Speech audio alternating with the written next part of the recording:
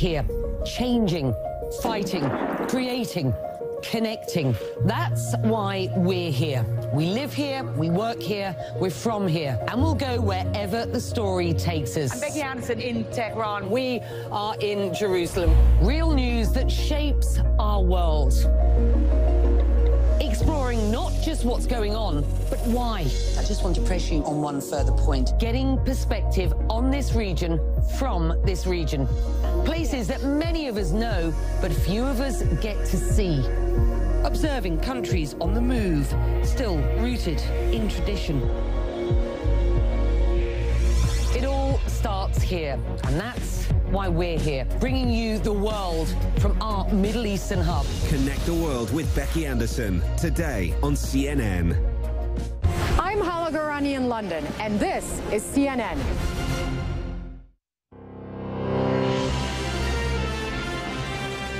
Coast to coast across the United States and live around the world this hour. You're watching CNN Newsroom. It's good to have you with us. I'm George Howell. I'm Natalie Allen. Here are our top stories.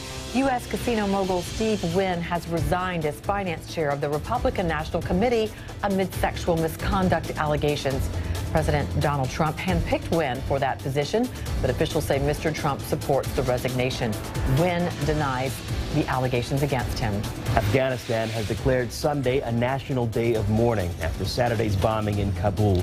Police say 103 people are now confirmed dead in that blast, which came from an ambulance packed with explosives. The spokesman for the Taliban claims that group is responsible. A Spanish court has ruled that former Catalan leader Carles Puigdemont can only become regional leader again if he is physically present at Parliament. He's been living in Brussels since October and is wanted in Spain for spearheading the Catalonia independence movement. Roger Federer is working on what could become his 20th Grand Slam title. Play is underway in the Australian Open men's final. Federer beat Marin Cilic in the first set of 6-2, but Cilic won a tiebreaker to take the second set. Federer has won just the third set, 6-3, just one. The pair faced off in the finals at Wimbledon. Last faced off there. Now to a CNN exclusive. Some employees at the U.S. State Department say they're being punished for their previous work with the Obama administration. Many are in jobs that the Trump administration wants to shut down, and now some employees say they've hired attorneys. Elise Labott looks into it. Top Democratic lawmakers are now calling on the State Department's watchdog to take what they call an immediate review of personnel practices there after a growing number of employees told CNN they are being politically targeted and put in career purgatory for their work under the last administration. Representatives Eliot Engel and Elijah Cummings, ranking members of the House Foreign Affairs Committee and Committee on Oversight and Government Reform, sent a letter to the State Department's Inspector General Friday, citing CNN's report on the issue. Now, several officials tell CNN they have retained attorneys after repeatedly trying unsuccessfully to raise concern about being assigned to Freedom of Information Act requests. That Congressman letter cites, quote, credible allegations that the State Department has required high-level career civil servants with distinguished records serving administrations of both parties to move to performing tasks outside their area of substantive expertise. At the very least, the congressman charged this is a waste of taxpayer dollars. At worst, it may constitute impermissible abuse and retaliation. Now, Secretary of State Rex Tillerson has made clearing a backlog of FOIA requests a priority. He's reassigned staff throughout the building to help as part of what he calls a FOIA surge. Now, many of those assigned include senior employees who used to be detailed to other agencies or offices created by President Obama as policy priorities, which the Trump administration does not support. Now, the State Department denies political retribution is involved. Spokeswoman Heather Nauert says it's an all-hands-on-deck effort. In a statement to CNN, Nauert says, quote, it may not be a glamorous job, but it's an important one. People are asked to serve there because there's a need. It is without regard to politics. And many of these employees are saying, we're happy to help, but They want to be given substantive work on these issues like handling classified information or dealing with foreign governments named in the documents. They want to know why they are being asked to do the most menial of the tasks. They ask how could they be negotiating with foreign governments or advising the National Security Advisor, even the president, on national security matters a few months ago.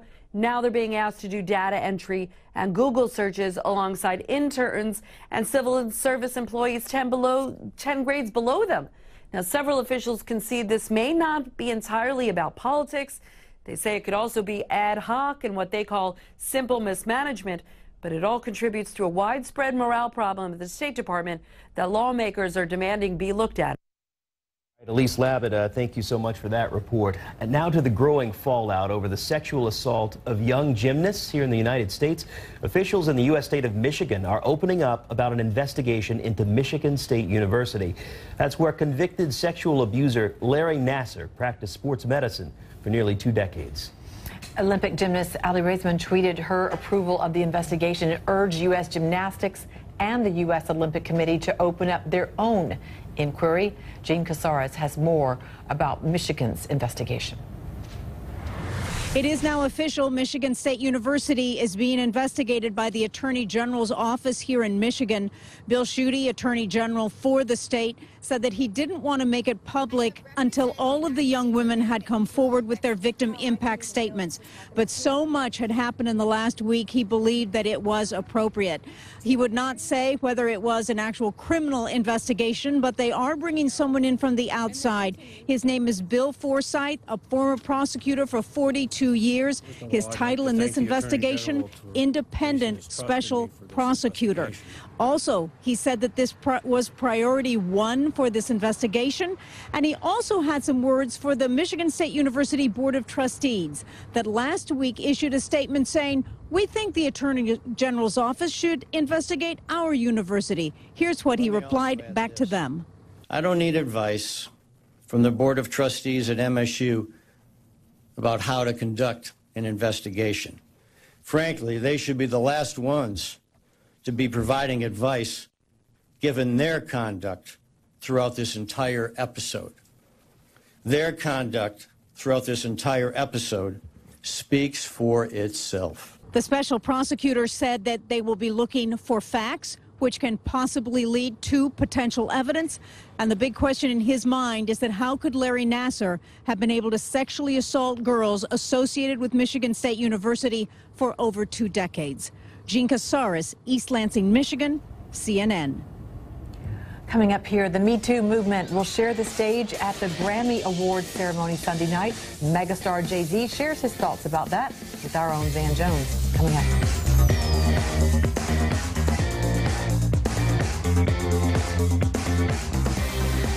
Davos Off-Piste, in association with Business Friendly Bahrain.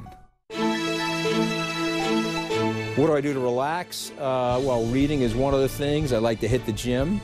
I don't accept any meeting Sundays in the afternoon, even if it's the president calling. I ski with my kids. I wish they were here. We go skiing every Monterey weekend, and they have a lot less snow than we have here in Davos. Davos Off-Piste, in association with Business Friendly Bahrain. Tokyo is my city. I love this city because all the new things that come into Tokyo. This was actually my first entry to Japanese culture. Tokyo's art scene is very diverse, and I feel like they cover every aspect of art here. In Tokyo, you will never get bored. See Tokyo from a different point of view. Tokyo POV, Tuesday on CNN. Excuse me, miss, who dropped this? No, it's just a penny. Just a penny? It all begins with the humble penny. Whether writing your first check or cashing big checks, every penny has power. And it's not how many you have, it's what you do with them that counts. That's the marvel of money. Quest means business. What a profitable hour!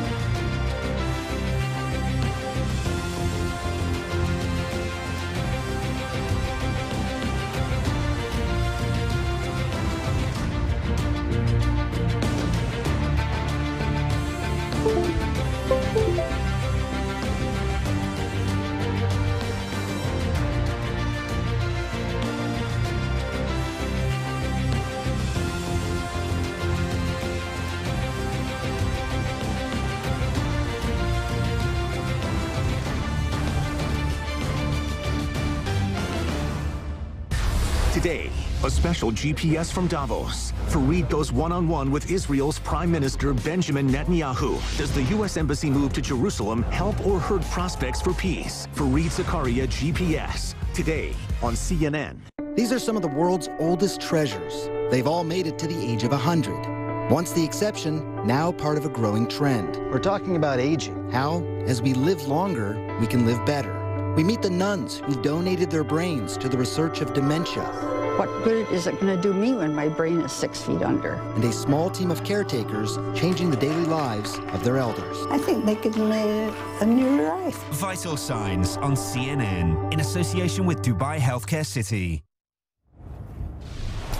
If the nominations for the Best Album Grammy Awards this Sunday are any indication, we could be looking at a sea change toward diversity in the music industry. For the first time since 1999, there are no white male solo artists nominated for Best Album. And hip-hop is dominating. Rappers Jay-Z and Kendrick Lamar locked up 8 and 7 nods, respectively. For fans and artists, that's a welcome change after years of criticism that women and minorities have been snubbed at the Grammys. Members of the music industry are also planning to wear white roses to support the Me Too movement and the fight for women's rights. Has a friend in rapper Jay-Z. He spoke to Van Jones on the first episode of the new CNN show, The Van Jones Show, and described how critical the fight has become. Listen. In this Me Too moment, in this Time's Up moment, does that give you hope for your daughters? I mean, how do you make sense of this new rise of women's voices? It has to happen. This movement and everything that's going on and this, what we're finding out, it's like everything else. It's like racism, like everything. It existed the whole time, and it's almost like we normalized it. Yeah. The normalization of the things we have to do to survive. Like, for women to, like, go to work knowing that this sort of abuse was happening every day. Happening every day. Because you can look and, you know, logically you'll say, why would you stay there? Right. Yeah, what's the alternative? Yeah. What's the alternative? You have to survive in America. And in order to survive, you have to normalize it. So this has been going on. So for it to get uncovered and the world to correct itself, that's beautiful. This is what has to happen. Yeah, so again, the Grammys will be having Me Too on their mind, yet another award show that will. Joining us now to talk about the awards, Chris Richards is the pop music critic for The Washington Post. He joins me via Skype from Washington. Hi, Chris. Thanks for joining us. Morning. Well, as we mentioned, first time since 1999, no white male solo artist nominated for the Best Album. How did that happen? What do you make of it?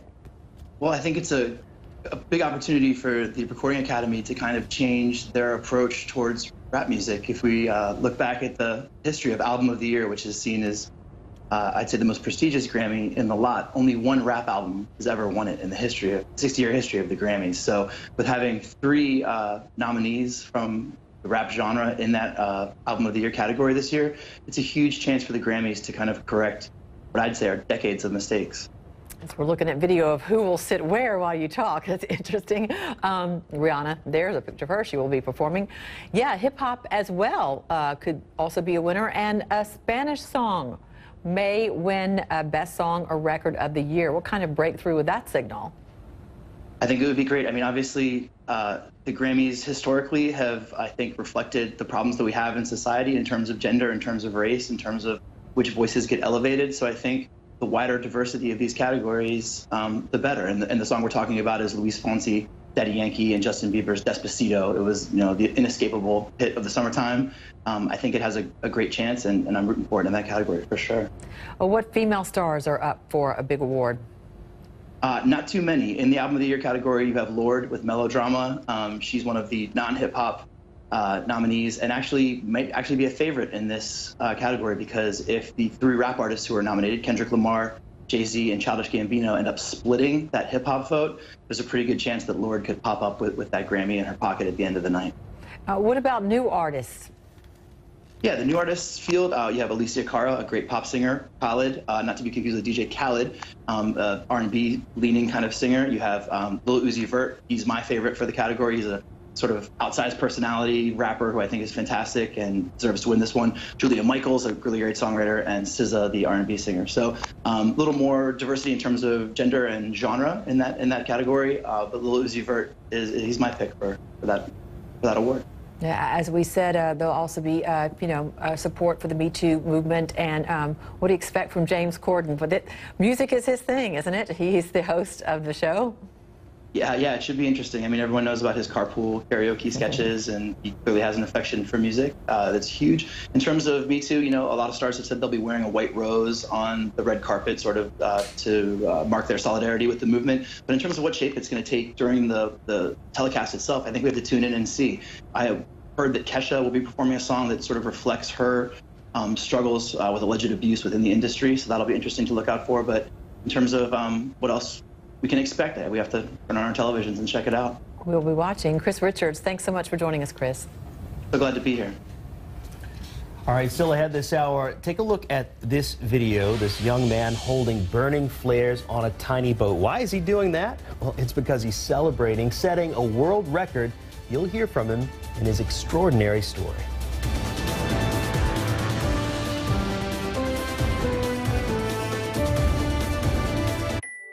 There are all kinds of smiles. The everything will be fine smile. The my daddy is the best smile. The I am blessed smile. The caught you smile. The not a care in the world smile. And the wish I were a child smile. Kirloskar, behind a million smiles, silently and reliably.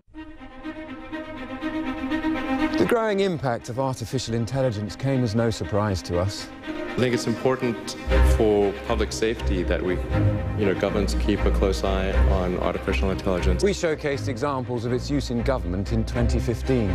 Years ago, we discussed happiness as a measure of effectiveness for governments. Incredibly innovative. There is no way countries can do it by themselves. And while the media woke up to Bitcoin last year, we'd already explored the impact of cryptocurrencies. It's one of the most important innovations in computer science, period. Where did we take the lead on these issues and others?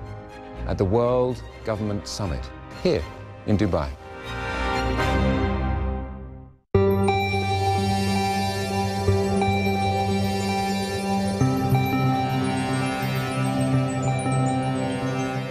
I'm Peter Augustus Owen, and I'm an art writer based in Tokyo.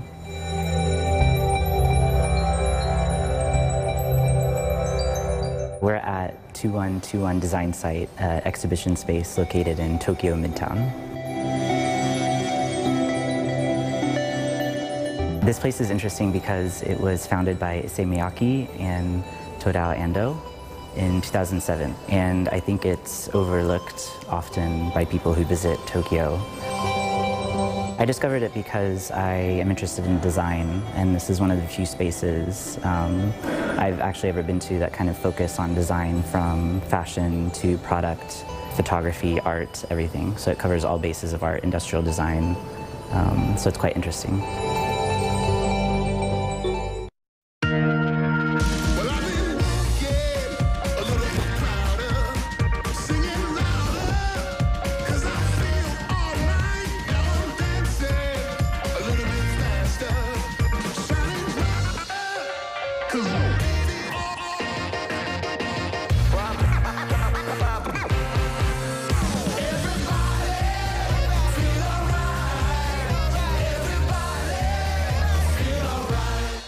The CNN show where you drive the conversation. A lot of the viewers are agreeing with Aisha at this point. Join me, Max Foster, and our panel of guests for a lively discussion on the political stories that you want to talk about. That's believe why- everything the EU says, nothing the Well, British say. I'll tell you what. Have your say on Facebook Live. One of the viewers has just been saying it feels like a reality show over there. Your questions and comments live from around the world. CNN Talk with Max Foster on CNN. There are all kinds of smiles. The everything will be fine smile. The my daddy is the best smile. The I am blessed smile. The caught you smile. The not a care in the world smile. And the wish I were a child smile. Kirloskar, behind a million smiles, silently and reliably. More evidence that climate change is real and it's rapidly changing the face of the Earth. 2017 was the third warmest year on record. The 6 hottest years have all been since 2010. And some of the most dramatic evidence can be found on Antarctica. That's where sea ice is vanishing at alarming rates. Scientists say about 400,000 square kilometers disappeared last year. That's 154,000 square miles. 10.6 million square kilometers, or 4 million square miles of sea ice remain on Antarctica. It's the lowest amount ever recorded there. Well, there's another world record to tell you about. It involves 19-year-old Oliver Crane, who took a year off before college to row across the Atlantic Ocean all by himself. He left the Canary Islands in mid-December and arrived in the Caribbean just hours ago. I spoke with him soon after he set foot on the island of Antigua. Oliver Crane joins us now. Congratulations, you just rowed across the Atlantic Ocean by yourself and set a world record. How are you feeling right now? It's hard to describe. I feel amazing, sort of really overwhelmed. Just being surrounded by people, and on land I can barely walk. I can imagine. We've got video of you coming in. I think you're using your flares to celebrate as you came in there. How long were you at sea, Oliver? How many miles did you row, and how long did this take? So I was at sea for 44 days, and I think I rowed about 2,700 miles. My goodness. What was the hardest part about it? I'm certain you certainly were physically capable and trained for this. Was it the physical aspect or the mental? Definitely the mental. Just, you know, being out there by myself, it was really hard, you know, to keep a smile on my face, especially when things got tough. Like after I capsized for the 3rd time, I had a really rough time with it. Just getting back on the oars and rowing again was really hard, knowing that, you know, it could happen at any point, and I was just completely by myself. That had to be kind of scary, I would think. What about, tell people about, where did you sleep? What did you eat? So I slept in a small cabin on my boat, a watertight cabin in case I capsized. And I ate freeze-dried food, though not much of it because I had trouble, you know, just eating out there in the environment, and you know, my body went through a really tough sort of transition. What was your motivation to do this? I know that you've rowed for many years, and that you've mentioned your mother, who is an ultra-endurance athlete, was part of your inspiration. Yeah, you know, my parents sort of always inspired me to test my limits and push my body and mind to their breaking point. But I also, you know, wanted to have a positive impact on the world in some way, which is why, as a part of this row, I've been raising awareness and money for ocean conservation. And how was the experience being out there on the ocean when you weren't having to work so hard, or weren't dealing with the challenges? Did you have some moments to yourself thinking, this is just a beautiful thing where you were and what you were experiencing? Yeah, definitely. I had some of the happiest moments in my life out there. One of my favorite Christmases of all time. You know, just lying out under the stars, or seeing the most beautiful sunsets and sunrises, and knowing that, you know, all those moments were just mine to keep forever, and, you know, completely, you know, everlasting memories. Was it wanting to set the world record, wanting just to, you know, as you said, push yourself to the limits here? What was the most important thing for you in this challenge? The most important thing was actually just keeping a smile on my face, you know, and being able to laugh at myself. I made it my goal not to reach Antigua, you know, not to get the record, but just no matter what happened, I was going to always be able to laugh at myself, no matter, you know, what mistakes I made or, you know, if bad stuff happened, I was just always going to be positive, and I'm, you know, happy that I accomplished that. Mm-hmm. What advice would you give to people that want to try to do something like this? Don't think about it. Just go out and do it. You know, don't hesitate. Don't listen to anyone who says you can't or it isn't possible. Just go out and start. You know, you just got to start, and you'll get there. What's next for you? I know that you have already summited Kilimanjaro, and now this. Pray tell, are you thinking of doing something else, or are you focusing on college? Right now, I'm just thinking about having a decent meal. Hot meal. But, we'll see. You know, I don't ever want to stop trying new things and challenging myself. So I'm sure there'll be something coming. All right, well, you can just enjoy this moment. Think about that later. You're in the record books, Oliver Crane. Congratulations on an amazing accomplishment, and enjoy that nice hot meal. Thank you so much. Hopefully he's sound asleep in a nice bed after sleeping in that rowboat for 44 days. My goodness, good for him. Inspiring. Yes. Yeah. You and I can get out there and work out today. Let's go do it. Let's do it. Thanks for watching CNN Newsroom. I'm Natalie Allen. And I'm George Howell. For our viewers in the United States, New Day is next. For viewers around the world, Erin Burnett out front is ahead. Thanks for being with us. See you later.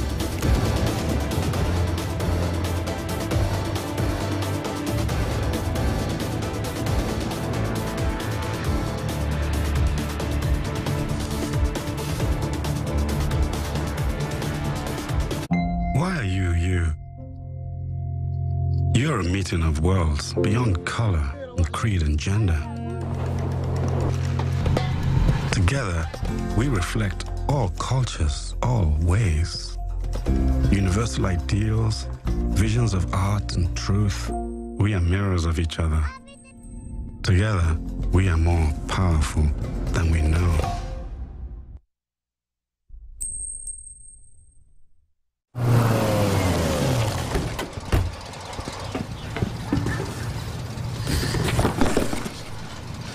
I think they have one of those video doorbell things. What?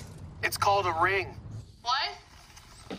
Ring video doorbell means I can see you and this guy. What's up there, Slick? Smile for the floodlight. Knuckleheads. The Ring video doorbell and floodlight cam. See, speak, or sound an alarm right from your phone. Learn more at ring.com. The growing impact of artificial intelligence came as no surprise to us. I think it's important for public safety that we, governments keep a close eye on artificial intelligence. We showcased examples of its use in government in 2015. Years ago, we discussed happiness as a measure of effectiveness for governments. Incredibly innovative. There is no way countries can do it by themselves. And while the media woke up to Bitcoin last year, we'd already explored the impact of cryptocurrencies. It's one of the most important innovations in computer science, period. Where did we take the lead on these issues and others? At the World Government Summit, here in Dubai. Tonight, from secret societies to deep state operatives, conspiracy theories dominated conservative headlines. Now, how news the president wanted Mueller fired shattered pro-Trump media's alternative reality. Ryan and his panel debate reliable sources. Tonight.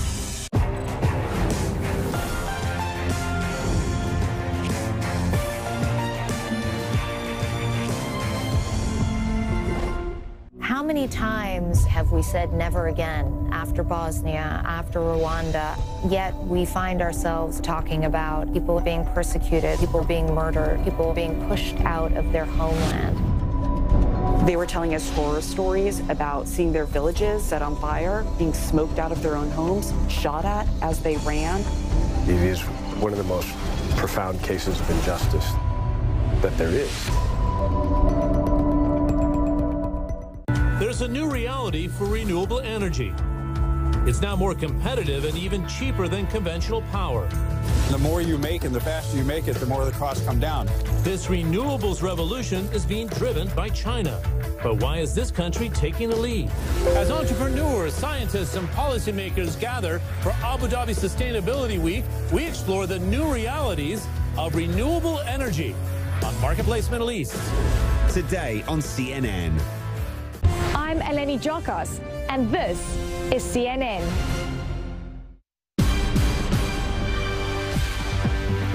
Live with your world headlines, I'm George Howell. This is CNN News Now. Las Vegas casino mogul Steve Wynn has stepped down as the finance chair for the Republican National Committee. This after multiple allegations of sexual misconduct going back decades.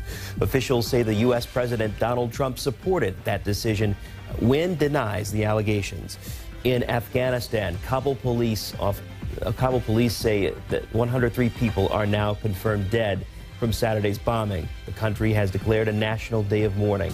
Authorities say the attack happened when a driver detonated explosives packed into an ambulance. A Spanish court has ruled that former Catalan leader Charles Puigdemont can only become regional leader again if he is physically present at Parliament. He's been living in Brussels since October and is wanted in Spain for spearheading the Catalan independence movement. Protesters and police clashed in Honduras as the country's president was sworn in for a second term. The opposition candidate has accused President Juan Orlando Hernandez of manipulating the election results.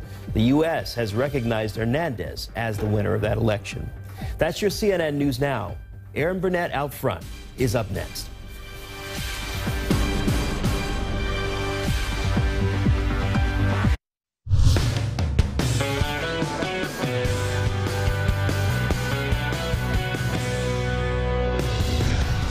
Welcome to our viewers around the world. I'm Aaron Burnett. Out front this week, the White House finally revealing its immigration plan. The full plan will be released Monday, but reporters were given a look at what's on the table. Among the details, the White House offering a pathway to citizenship for 1.8 million young undocumented immigrants who came to the United States through no choice of their own as children.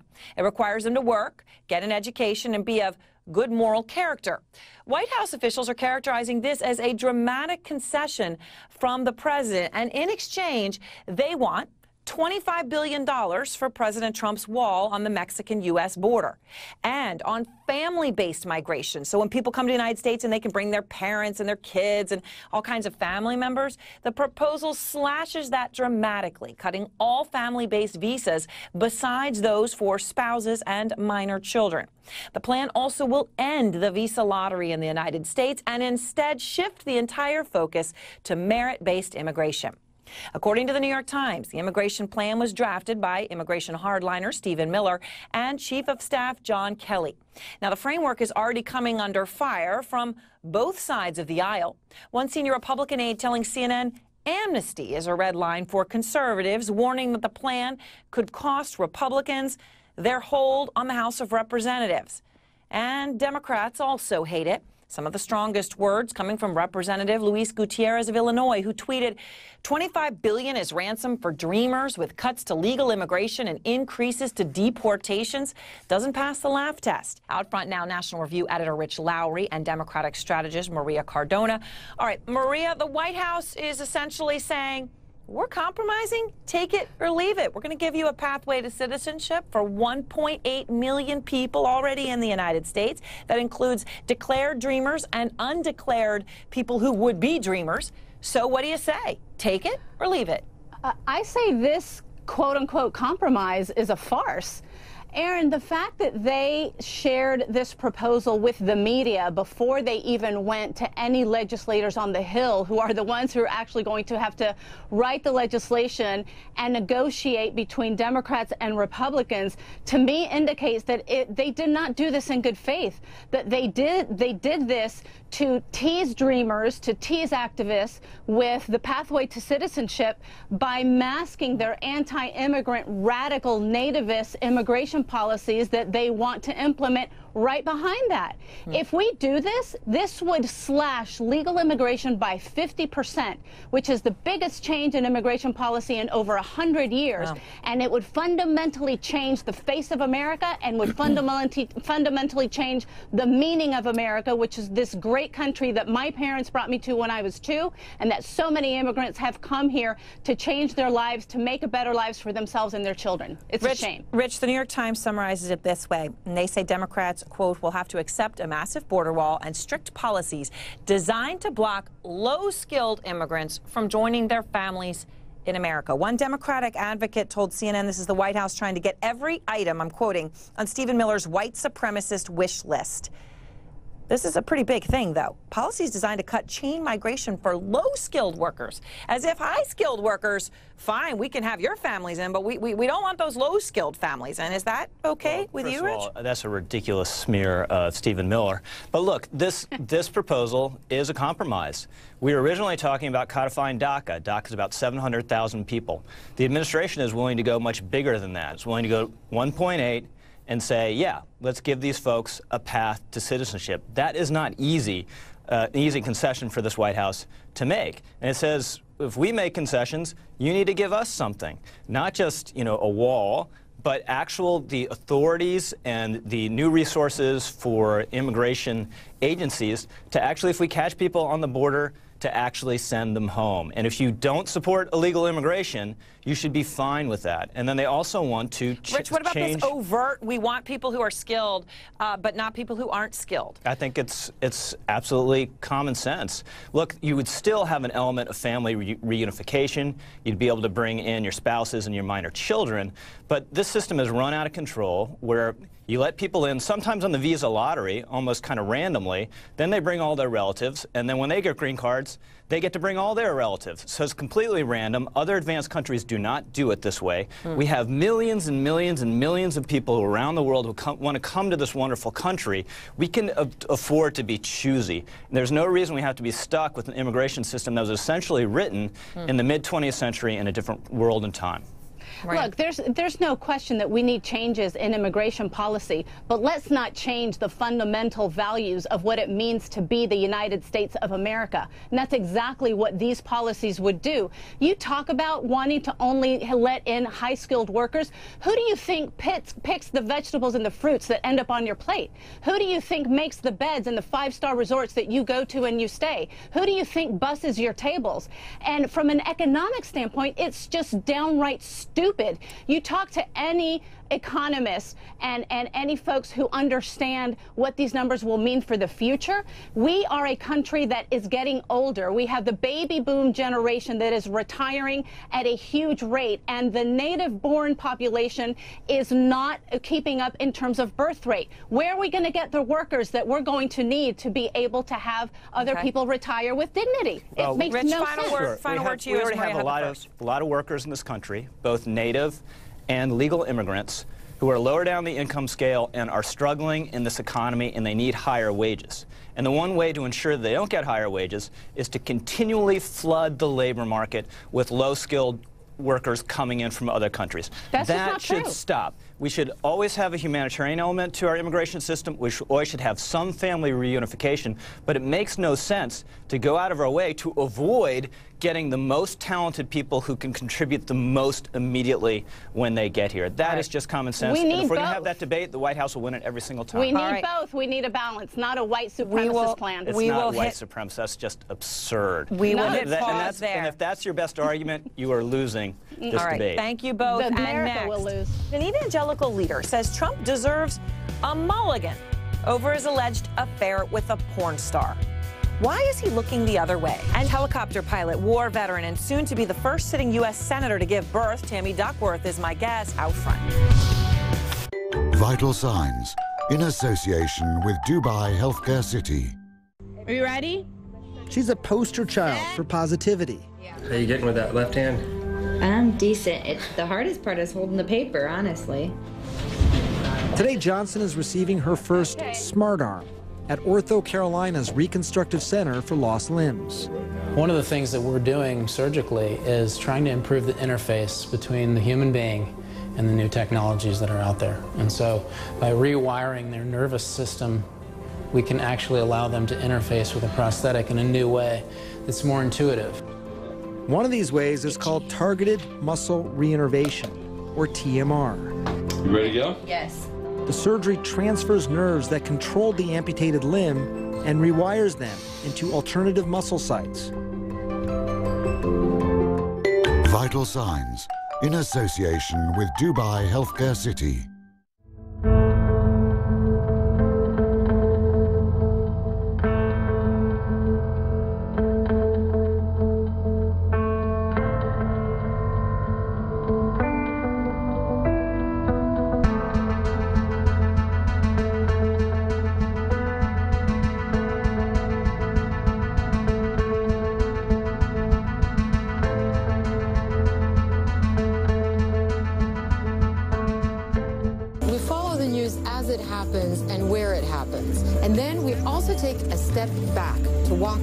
Through the day's news. That's the mission of Hala Garani tonight. Evangelicals giving President Trump a pass on a porn star. The influential and powerful president of the Family Research Council says the religious right is giving the president a do-over for his past personal mistakes, including reports the president's lawyer created a private company to pay for a porn star's silence about an alleged affair with Trump. Earlier, I spoke with the man that made those comments, the president of the Family Research Council, Tony Perkins. Let me try to understand. You used the exact word mulligan to talk about this, and obviously the most recent allegations involve an affair with a porn star that began a few months after his wife gave birth, the president's wife, and they also involve the president's personal attorney reportedly paying off the porn star for her silence. And you're saying you get a mulligan, you get a do-over here. I'm quoting you. Why? Well, if this behavior were occurring today, right now, as he is President of the United States, I can assure you that my support and the support of evangelicals would be dissipating very rapidly. But we're talking about something that occurred 10 years ago among a number of things that occurred with this president prior to being president. And myself, along with a lot of evangelicals, were not supportive of him in the primary. In fact, I campaigned hard for one of his competitors. Yep. And it was when it was down to him and Hillary Clinton.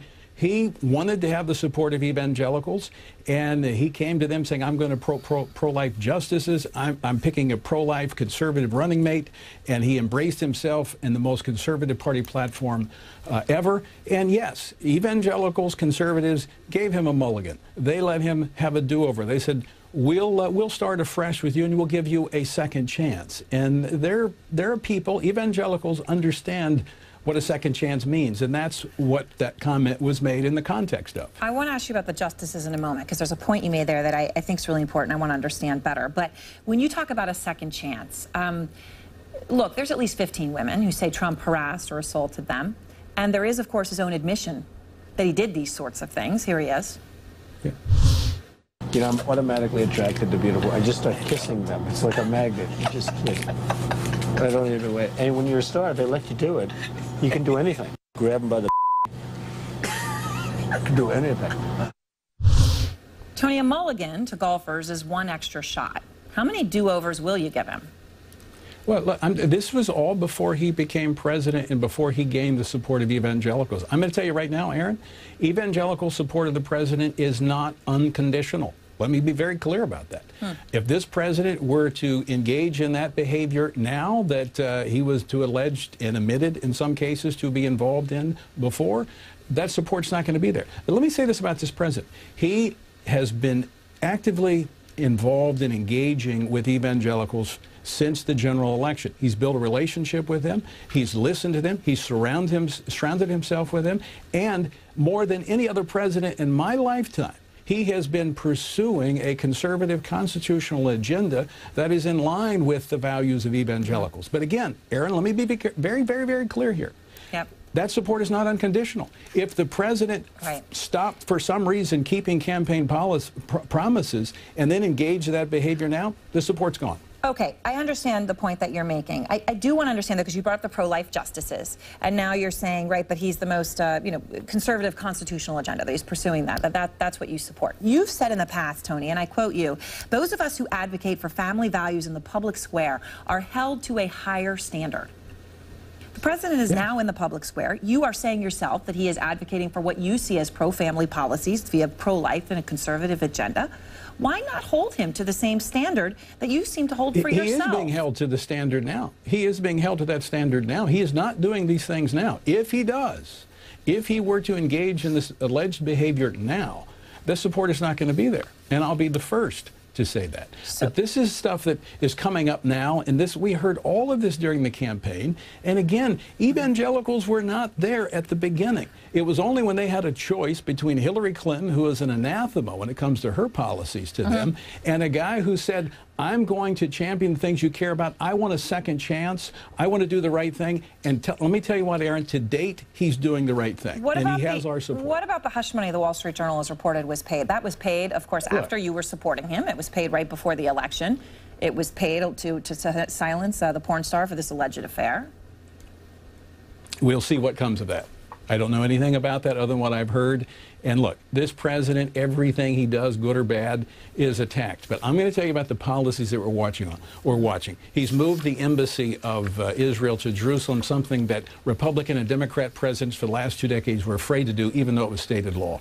He has ordered the Department of Justice to make sure every federal agency is respecting religious freedom.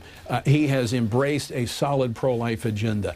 And as long as the president continues to keep his promises, and he continues to conduct himself as he has that I'm aware of, then he is going to continue to have support of evangelicals. But it's conditioned upon that. What about what he said about African countries when he called them assholes? As an evangelical Christian, are you okay with that?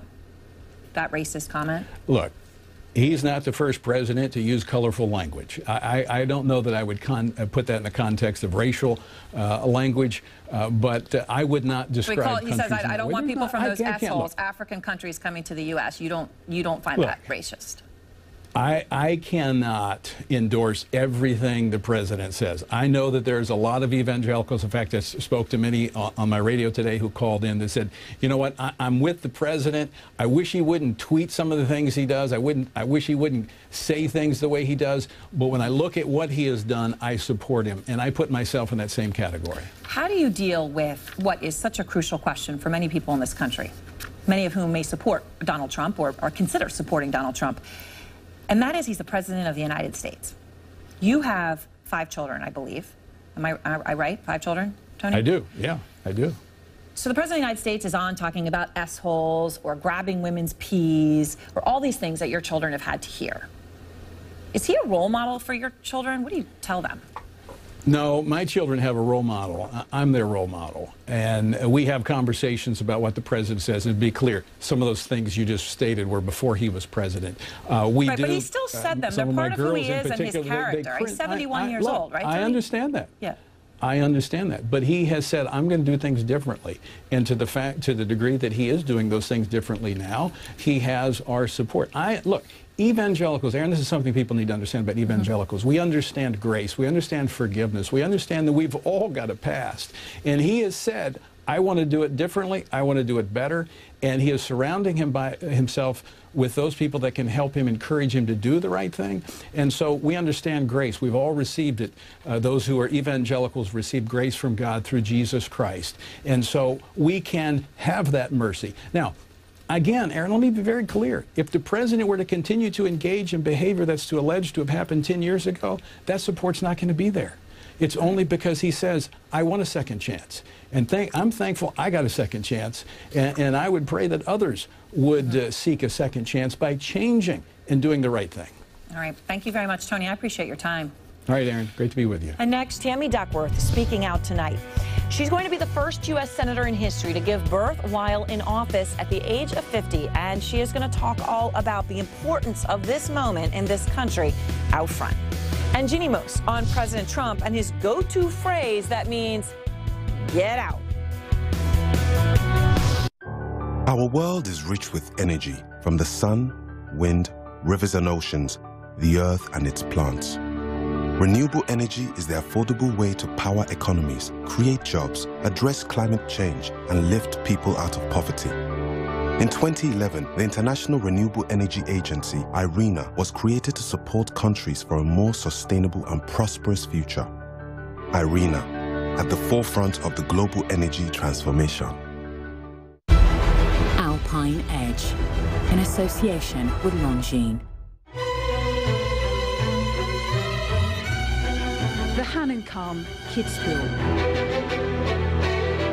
For 78 years, skiers have come here to test their mettle against the most fearsome downhill course in alpine ski racing. Remarkably, in only his second start on the Streif and showing maturity beyond his 24 years, Thomas Dressen emerged to end Germany's 39-year wait for a men's downhill champion in Kitzbühel.